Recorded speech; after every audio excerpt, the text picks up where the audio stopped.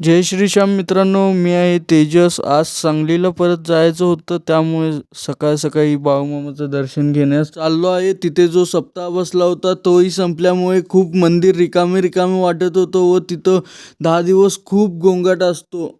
तिथे गेल्या गेल्या जे पांढरे बांधकाम दिसते ते बाळूमामाचे नवीन मंदिर आहे. नव्याने होत असलेल्या मंदिरासाठीच आपण सर्वांनी मिळून देणगी दिली होती व दर्शन झाल्यानंतर थोडा वेळ आराम वगैरे झाल्यानंतर आपण निघालो परत आपल्या सांगलीला परत जाण्यासाठी. गावाला अजून 1-2 दिवस राहण्याची इच्छा होती, पण अचानक एक इमर्जन्सी आल्यामुळे आपल्याला सांगलीला जाणं खूप गरजेचं होतं. त्यामुळे आपण निघालो आहे. आता सांगलीला जाण्यासाठी थोडं पुढं आलो तर वातावरण खूपच चेंज झालं होतं. तसे अजून थोडे पुढे आलो तर जास्तच आपल्याला पावसाचं वातावरण दिसागले व बारीक बारीक थेंबही पडणं सुरू झालं. आपण या कमानीतनं बाहेर पडलो तर थोडंच पुढे आल्यानंतर पाऊस चालूच झाला. मग पाऊस चालू झाल्यानं आपलं नेहमीप्रमाणे एखादं चांगलं कुठलं ना कुठलं गाणं तर वाजलंच पाहिजे.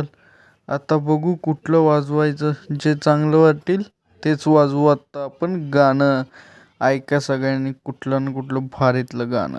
ऋतुलयांग झाली अदंग फिरली नजर खुल्या रानात आभाळानं छतये धरलया मिठीत झाकलया यौवन पाण्यात दिलाया सबूत बांधीन खोपा झाडाला झोका धीरा धीरानं चढविन.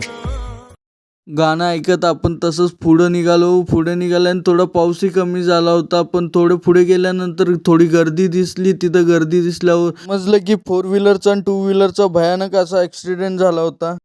त्यामुळे मग तिथून आपण तसंच तो ॲक्सिडेंट बघून पुढं निघालो, कारण की तिथं कोणीच नव्हतं. त्यामुळे तिथं थांबण्यात काय अर्थ नव्हता. पाऊस तर कंटिन्यू जोरातच चालू झाला. इथंच आपला ब्लॉग एंड करूया. बाय.